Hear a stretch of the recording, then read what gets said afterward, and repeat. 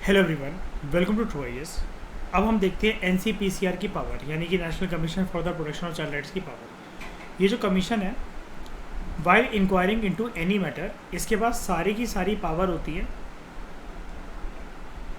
जो कि एक सिविल कोर्ट के पास होती है। अगर सिविल कोर्ट जैसे एक केस को देख रहा हो, उसके ऊपर सुनवाई कर रहा हो, सेम तरीके से पावर इसके पास भी होती है with respect to the following matters. किसी भी पर्सन को समन करवाना या उसकी अटेंडेंस को इंश्योर करवाना। ये बोल सकते हैं कि कोई भी डॉक्यूमेंट मेरे सामने प्रोड्यूस करो, एफिडेविट को मेरे सामने प्रोड्यूस करो। किसी भी कोर्ट या ऑफिस में कोई भी जो पब्लिक रिकॉर्ड हो, अगर इसको चाहिए इमीडिएटली उसको मंगवा सकता है। And it can issue summon for the examination of witness और डॉक्यूमेंट्स। एक ही बात है, ठीक है। वर्किंग की अगर इसकी हम बात करें तो जो कमीशन है, it may take any of the following steps upon the completion of an inquiry. एक बार इंक्वायरी अगर कंप्लीट हो गई तो ये स्टेप क्या क्या ले सकता है। ये कंसर्न गवर्नमेंट या अथॉरिटी को रिकमेंड कर सकता है, क्योंकि रिकमेंडरी बॉडी है ना, तो रिकमेंड कर सकता है to the concern government authority कि तुम प्रोसीडिंग्स जो है इनिशिएट करो फॉर प्रोसिक्यूशन और such other suitable action against the concern person. जैसा कि तुम्हें ठीक लगे, ये लो पूरा चिट्ठा हम तुम्हें बना कर दे रहे हैं, अब तुम देख लो कि तुम्हें क्या एक्शन लेना। ओके, और ये भी रिकमेंड भी कर देता है कि हमारे हिसाब से ये एक्शन लेना चाहिए। और एक और बात, जो भी कंसर्न अथॉरिटी होती है, लाइक पुलिस अथॉरिटी या सरकार, वो फिर इसी के रिकमेंडेशन पे ही काम करते हैं, ठीक है। सुप्रीम कोर्ट को भी अप्रोच कर सकता है और हाई कोर्ट को भी, एनसीपीसीआर, ठीक है। High court concern for the necessary direction, orders या फिर रिट्स को इशू करवाने के लिए। रिट्स याद हैं कितनी तरीके की रिट्स होती हैं? 4 रिट्स होती हैं, थप्पड़ लगाओ अपने। 5 होती हैं। Number 1 habeas corpus, mandamus, certiorari, prohibition and quo warranto, ठीक है। It may recommend to the concern government authority for the grant of necessary interim relief to the victim, ठीक है। विक्टिम कौन होता है? जिसने जुर्म करा होता है, जिसके खिलाफ जुर्म होता है। अब उसे थाने में बिठाकर उससे सवाल जवाब करे जा रहे हैं बच्चे से, बेटा बताओ क्या हुआ था, ऐसा क्या हुआ था। अब हो सकता है ना कि जुर्म इतना भयंकर लेवल का हो कि बच्चा उस मानसिक स्थिति में ना हो और उसको वो सवाल जवाब पूछना टॉर्चर लग रहा हो सकता है कि नहीं हो सकता है। उसको हमें कंफर्टिंग एटमोसफियर और जोन देना चाहिए, स्पेशली अगर वो जुवेनाइल है। मान लो अगर बच्चे से मर्डर भी हो गया है, छोटा बच्चा है, 12 साल का, 9 साल का, 8 साल का, उससे मर्डर भी हो गया है, तो उस पुलिस वाले क्या बर्फ की सिल्लियों पे नंगा लटा के उसको चाबुक मारे?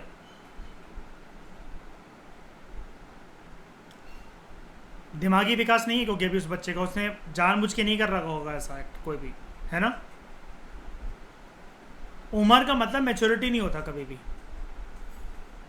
लोग 40-50 साल की भी हो जाएं, अगर आप कहोगे उम्र के हिसाब से मैं मैच्योरिटी को देख रहा हूँ या देख रही हूँ, वो चीज़ आपका फिर पर्सपेक्टिव बहुत गलत है उस चीज़ को लेकर। Maturity case to case, person to person, और आप जैसे लोगों के साथ जिस प्रकार का व्यवहार करते हो वो वैसे डिपेंड करती है। लेकिन पर्सन का हर एक एक्शन को लेते हुए, बोलते हुए, सोचते हुए, ये उसको ज़रूर पता होना चाहिए कि उसके अंदर रैशनैलिटी क्या है। अब अगर पुलिस अधिकारी को यही नहीं दिख रहा कि वो एक बच्चा है छोटा सा, अभी अभी उसने माँ बाप खोए हैं, या अभी अभी उसके खिलाफ कोई ऐसी कोई वारदात हुई है और थाना सही जगह नहीं है उससे सवाल जवाब करने के लिए, तो ये कमीशन उसको इंटरनल रिलीफ दे सकती है, टेम्पररी रिलीफ, ठीक है। तो कमीशन जो है, इट सबमिट इट्स एनुअल और special reports to the central government और to the state government concern. ये जो रिपोर्ट्स हैं, उसके बाद राज्य की सरकारें जो होती हैं, अगर सेंट्रल गवर्नमेंट के सामने रखी गई तो सेंट्रल गवर्नमेंट इसको किसके सामने रखेगी? पार्लियामेंट के सामने।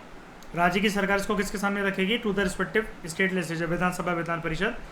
याद है हमने नेशनल कमीशन ऑफ वीमेन के अंदर भी करा था। उसके बाद मेमोरेंडम भी होता है कि उन्होंने क्या एक्शन लिया on the recommendation of the commission, और अगर उन्होंने, कमीशन ने कुछ रिकमेंड करा था तो उन्होंने उस बात को स्वीकार क्यों नहीं करा, उस पर कोई एक्शन क्यों नहीं लिया। हर चीज़ की एक्सप्लेनेशन देनी होती है। Functions under other acts, in addition to the above functions, commission has been assigned the additional functions under 3 acts relating to children. Number 1, right of education to free and compulsory education act, RTE 2009. इसके अंतर्गत भी NCPCR function कर सकता है। क्यों? बच्चों से related है ना ये भी एक्ट। तो according to this act commission has to perform following functions. एक तो रिव्यू करना, एग्जामिन करना कि क्या सेफगार्ड्स अवेलेबल हैं बच्चों के अधिकारों के लिए जो कि RT एक्ट 2009 के अंतर्गत बच्चों को मिल रखे हैं, और रिकमेंड करना मेजर्स के इफेक्टिव तरीके से ये प्रोविजंस जो है इस एक्ट के अंदर जो है इफेक्टिव तरीके से इम्प्लीमेंट हो, कोई भी बच्चा जो है वो एजुकेशन के दायरे से बाहर ना रह जाए। ठीक है।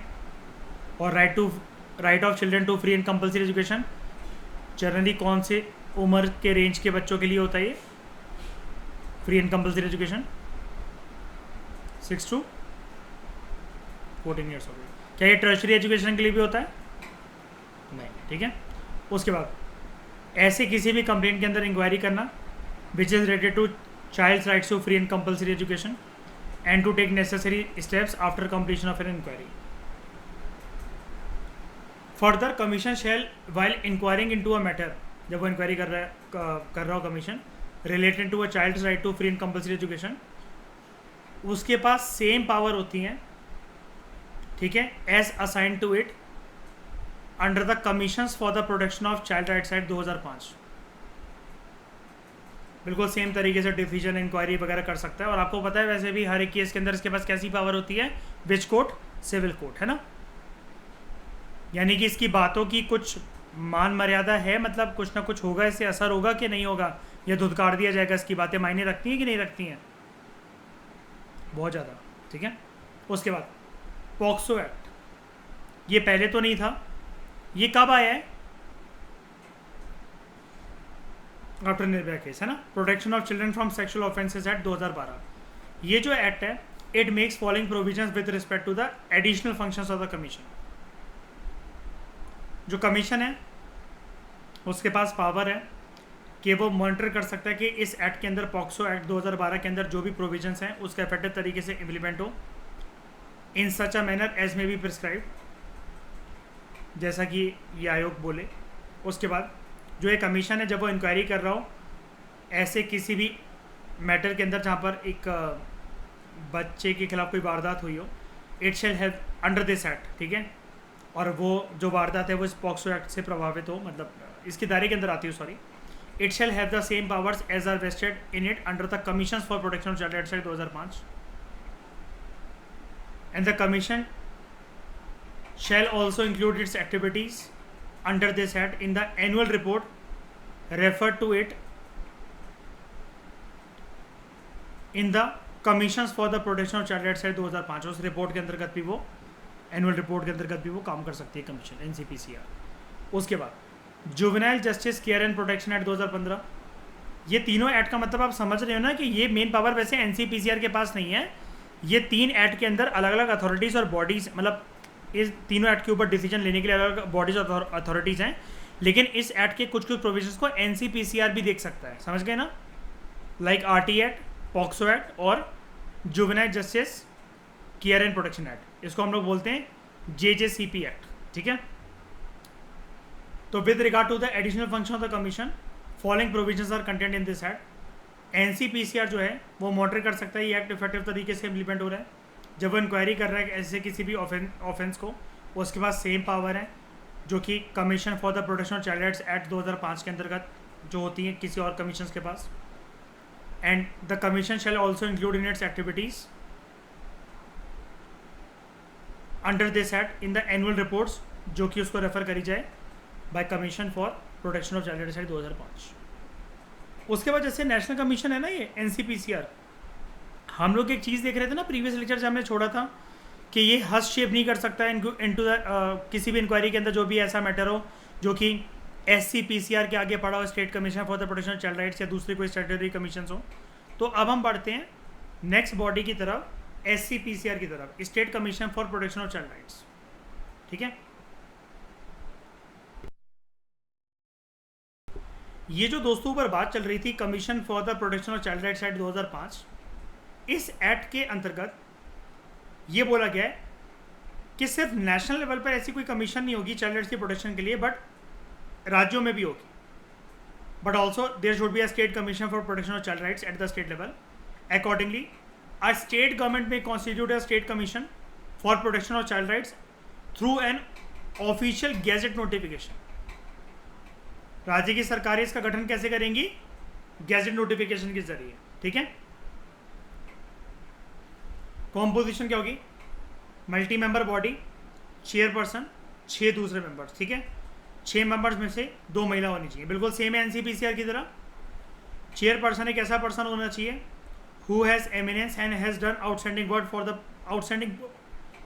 For the promotion of for promoting the welfare of children.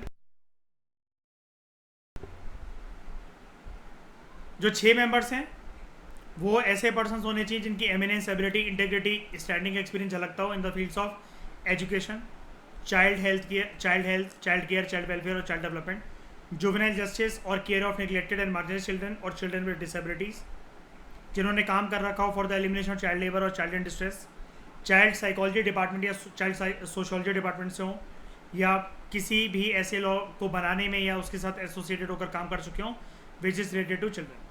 जो चेयरपर्सन जो दूसरे मेंबर्स होंगे जो कि 6 होते हैं, they are appointed by the state government in case of SCPCR, state commission for protection child rights.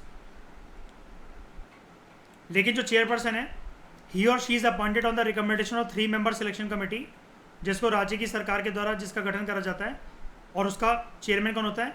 Minister in charge of the department which is dealing with children. ऊपर वाले केस के अंदर क्या था? एनसीपीसीआर के अंदर ministry of women and child development का भी मिनिस्टर इन चार्ज हो सकता है। यहाँ पर मिनिस्ट्री को मेंशन नहीं करा गया, सिर्फ डिपार्टमेंट। ठीक है। सैलरीज, अलाउंसेस और दूसरी जो सर्विस कंडीशन था चेयरपर्सन की और दूसरे मेंबर्स की, ये भी राज्य की सरकार प्रिस्क्राइब करती है एक बार, लेकिन अपॉइंटमेंट होने के बाद उनके डिसएडवांटेज के लिए ये चेंजेस नहीं करे जा सकते हैं कि सैलरी कम कर दी या टेन्योर बढ़ा गिरा दिया। जो चेयरपर्सन जो मेंबर्स होते हैं, they hold office for a term of 3 years। They are not eligible for appointment for more than 2 terms। Upper limit, age limit कितनी? चेयरपर्सन के केस में 65 साल, मेंबर्स के केस में 60 साल। बिल्कुल सेम है सब कुछ। चेयरपर्सन या मेंबर्स अपना चाहें तो त्यागपत्र दे सकते हैं पहले भी, अपना टेन्योर खत्म होने से पहले, राज्य की सरकार को, SCPCR के केस में। स्टेट गवर्नमेंट इसके अलावा टेन्योर खत्म होने से पहले भी चेयरपर्सन या दूसरे मेंबर्स को हटा सकती है उनके ऑफिस से on the ground of proved misbehaviour और incapacity. Further it can remove the chairperson और any member from their office under the following circumstances. अगर उनका दिवालिया घोषित हो गया, वो इस नौकरी के बाहर कोई और नौकरी कर रहे हो, या उनका काम वो काम करने से मना करते हैं, या फिर दिख रहा हो कि वो काम नहीं करना चाहते हैं। सलमान खान तेरे नाम वाला सीन अगर उनका हो गया, अनसर्न माइंड, सनकीपन दिखा रहे हो, अगर ऑफिस में बैठ के चीज़ें पटक रहे हो, तोड़ फोड़ कर रहे हो, टेबल तोड़ दी, सिरा फोड़ दी किसी का, इफ़ ही और she has so abused his और हर ऑफिस, ये कि इस प्रकार से उन्होंने अपने मान मर्यादा, अपने ऑफिस की बेकदरी करी कि ये देखा जाएगा अगर उनको कंटिन्यू करने दिया गया ये वाले पोस्ट पर या ऑफिस पर, तो ये SCPCR की शान के खिलाफ होगा।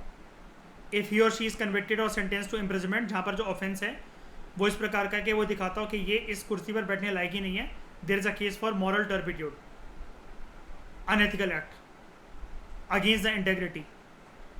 अगर ये एब्सेंट है लगातार SCPCR की लगातार 3 मीटिंग में, अब यहाँ पर पॉइंट नंबर 6 दे रखा है, अगर छुट्टी पे गए तो कोई बात नहीं, बिना उसके सही नहीं चीज़ बैठेगी। फंक्शंस क्या हैं इसके? सेम वही चीज़, ये देखना कि कोई भी जो लॉज हैं राज्य की सरकार के अंदर जो बन रखे हैं उनको अच्छे से एग्जामिन करना, रिव्यू करना, स्टेट गवर्नमेंट को बोलना कि इन लॉज को और इफेक्टिव कैसे बनाया जा सकता है, बच्चों के लिए और सेफगार्ड्स कैसे क्रिएट करे जा सकते हैं, चाइल्ड राइट्स के केसेस के अंदर इंक्वायरी कंडक्ट करना, ऐसे सारे फैक्टर्स देखना कि बच्चे जो हैं अपने बचपन को किस तरीके से एंजॉय कर सकते हैं, स्पेशली वो बच्चे जो कि प्रभावित हैं from the acts of terrorism, HIV AIDS, exploitation, prostitution etcetera. ऐसे मैटर्स को देखना जहाँ पर बच्चों को स्पेशल नीड की आवश्यकता हो, वो बच्चे जो कि मार्जिनलाइज्ड बच्चे हों, children without family, children of prisoners, या फिर जिन्होंने कोई संगीन जुर्म कर दिया हो छोटी बाल आयु में। ठीक है। इंटरनेशनल ट्रीटीज़ या दूसरी ऐसी किसी भी ट्रीटीज़ को या इंस्ट्रूमेंट्स को स्टडी करना कि अगर हम लोग इसको अपने राज्य के कानून में अपना ले तो वो कानून और मीनिंगफुल और फ्रूटफुल बनेगा बच्चों के अधिकारों के लिए, और रिकमेंड करना कि इफेक्टिव तरीके से ऐसे कानूनों की इम्प्लीमेंटेशन या कोई भी पॉलिसीज़ की इम्प्लीमेंटेशन कैसे होनी चाहिए। रिसर्च अंडरटेक करना in the field of child rights की लिटरेसी को स्प्रेड करना among various section of the society, juvenile custodial homes, rehabilitation centres वगैरह जो कि राज्य की सरकार के द्वारा रन करे जाते हैं, उनके लिए वहाँ पर इंक्वायरी करना, इंस्पेक्शन करना, ये देखना कि बच्चों को कैसा ट्रीटमेंट मिल रहा है, उनको protective member of the society कैसे बनाया जा रहा है, उनको रिहैबिलिटेट कैसे करा जाएगा। कोई भी कंप्लेंट जो इनके पास आई हो या खुद से भी, ये उसमें इंक्वायरी कंडक्ट कर सकती है SCPCR relating to the following matters and it take up the issues arising out of these matters with appropriate authorities. कि ऐसा ऐसा हमने देखा इंक्वायरी करते हुए, अब आप इस पर डिसीजन लो। ऐसा कोई मुद्दा जहाँ पर चाइल्ड राइट्स का वॉलेशन का केस हो, लॉज जो है उनका नॉन इम्प्लीमेंटेशन हो, या जो भी हाई कोर्ट ने या सुप्रीम कोर्ट में कोई भी पॉलिसी जारी करी थी, ये देखा गया हो कि अधिकारी उस पर काम ही नहीं कर रहे हैं या कंप्लेंट दर्ज ही नहीं कर रहे हैं हाई कोर्ट या सुप्रीम कोर्ट के ऑर्डर के बाद, तो ये उस ऑर्डर की अवहेलना है। फिर यह एप्रोप्रिएट अथॉरिटीज़ को बोलते हैं कि तुम इस पर जल्द से जल्द कार्रवाई करो। और कोई भी ऐसे अन्य फंक्शन परफॉर्म करना जो कि चाइल्ड राइट्स के प्रमोशन से रिलेटेड हो, या जैसा कि राज्य की सरकारों ने इनको बोल रखा हो ऐसे फंक्शन परफॉर्म करने के लिए। इनके पास पावर क्या होती है, जब भी एक कोई भी मैटर इंक्वायर कर रहे होते हैं तो it has all the power of a civil court while trying a suit. ठीक है, ये समन कर सकते हैं किसी भी पर्सन को, किसी भी डॉक्यूमेंट को प्रोड्यूस करने के लिए बोल सकते हैं, एफिडेविट को प्रोड्यूस करने के लिए बोल सकते हैं, कोर्ट के सामने कोई भी रिकॉर्ड हो उसको बोल सकते हैं हमारे सामने पेश करो, या it can issue summon for the examination of witness and documents. Working की अगर हम लोग इसकी बात करें, स्टेट कमीशन में take up any of the following steps upon the completion of inquiry. ये राज्य की सरकारों को रिकमेंड कर सकती है SCPCR या किसी भी ऐसी एप्रोप्रिएट अथॉरिटी को कि हमने अपनी प्रोसीडिंग्स और इंक्वायरी करते वक्त ये केसेस को देखा, इस पूरे केस में हमने ये मुद्दों को पता लगाया, अब आप सूटेबल एक्शन लो उस कंसर्न पर्सन के खिलाफ या उसके विक्टिम के लिए। It can also approach the supreme court, the high court for the necessary direction orders and writs, and it may recommend to the state government या कोई भी ऐसी अथॉरिटी के नेसेसरी इंटरिम रिलीफ दो तो विक्टिम को। स्टेट कमीशन स्पेशल रिपोर्ट या अपनी एनुअल रिपोर्ट राज्य की सरकारों को देती है। राज्य की सरकार जो होती है इसको विधानसभा विधान परिषद के सामने SCPCR की रिपोर्ट को रखते हैं, मेमोरेंडम के साथ इस चीज़ को एक्सप्लेन करते हुए कि उनको जो भी रिकमेंडेशन दी गई थी SCPCR के द्वारा, उन्होंने क्या उसमें नेसेसरी स्टेप्स लिए या फिर कुछ रिकमेंडेशंस को क्यों नहीं माना, उनको ऐसा क्या सही लगा जो उन्होंने नहीं माना। Before each house of the state legislature, जहाँ पर 2 हाउसेस हों या फिर जहाँ पर 1 हाउसेस हो, यानी कि आपको पता है यूनिकैमरल या बाइकैमरल की बात हो रही है यहाँ पर। फिर बात करते हैं चिल्ड्रंस कोर्ट के बारे में। जो ये एक्ट था ना, commission for protection of child rights act 2005, it also provides for the establishment of children's court, ताकि अलग से उनको नॉर्मल कोर्ट ना जाना पड़े, ताकि अगर बच्चों से कोई जुर्म भी हो गया है या बच्चों के खिलाफ कोई जुर्म अगर हो गया तो उनको इंसाफ जल्दी मिल सके या केस का निपटारा उनका जल्दी हो सके, for the speedy trial of offences against children और for violation of child rights. तो राज्य की सरकारें जो हैं, याद रखना कीवर्ड, स्टेट गवर्नमेंट, राज्य की सरकार स्पेसिफाई कर सकती है that at least may specified at least a court in the state और specify for each district a court of session कि तुम काम करो एज अ चिल्ड्रंस कोर्ट। अब ऐसा नहीं होता कि जब इन्होंने किसी भी कोर्ट को स्पेसिफाई कर दिया है, किसी भी एक डिस्ट्रिक्ट कोर्ट को बोल दिया है, सेशंस कोर्ट को बोल दिया है, तो वो बाकी काम अपने छोड़ देंगे। हो सकता है कि निर्धारित दिनों पर वो सिर्फ चिल्ड्रंस कोर्ट की तरह ही काम कर रहे हो। इसको रिलेट कैसे करो, याद है कॉन्स्टिट्यूएंट असेंबली वो एक दिन संविधान बनाने के लिए मिलती थी और दूसरे दिन पे क्या करती थी, वो कानून व्यवस्था बनाने के लिए, याद है। It also work as a legislative body as a constitution as well as a constitution making body, है ना। जिस दिन लॉज बनते थे उस दिन संविधान के बारे में कोई चर्चा नहीं होती थी, और जिस दिन संविधान को कुछ बनाना है, उसकी प्रोविजन को डालनी है, उस दिन कानून नहीं बनेगी। ऐसे ही होता था ना। तो ऐसे ही स्पेसिफाई कर सकता है किसी भी कोर्ट को, यानी कि इसका मतलब ये नहीं है, मैं फिर से बता रहा हूँ, कोर्ट अपना बाकी काम नहीं छोड़ देंगे, पूरी की पूरी प्रॉपर तरीके से चिल्ड्रन कोर्ट की तरह काम नहीं करने लग जाएंगे। कर भी सकते हैं लेकिन नहीं करते हैं, क्योंकि आप पेंडेंसी देखो ना हमारे केस में देश में कितनी है। और आपको लगता है राज्य की सरकार इतना जीडीपी एलोकेट अपने जीडीपी में से इतना एलोकेट करके देगी इनको फंड कि तो चिल्ड्रंस कोर्ट अलग से खोल लो, उसके लिए बिल्डिंग वगैरह पूरा इंफ्रास्ट्रक्चर। नॉर्मल जजेस की नियुक्ति होती नहीं है, इनकी हो जाएगी नियुक्ति, ठीक है। These courts can be set up by the state government only with the concurrence of the Chief Justice of the High Court of that state. हर एक चिल्ड्रन कोर्ट के लिए राज्य की सरकार जो है it specifies a public prosecutor और appoints an advocate जो कि 7 साल से प्रैक्टिस कर रहा हो as a special public prosecutor कि ऐसे केसेस में तुम विटनेस को प्रोड्यूस करना, डॉक्यूमेंट्स को प्रोड्यूस करना, ये तुम काम करना, यानी कि हल्के में नहीं लिया जाता है ऐसे कोर्ट को या ऐसे कोर्ट के केसेस को, ठीक है। राज्य की सरकार लेकिन ये स्पेसिफाई करती है। अच्छे से समझ में आया बताओ? तो आज रिमार्केबल डेवलपमेंट रही हम लोगों की, काफ़ी सारे चैप्टर हमने लक्ष्मीकांत के कंप्लीट कर लिए कि दिन में। इस डिस्कशन में बुला लेते हैं। Thank you very much for discussion.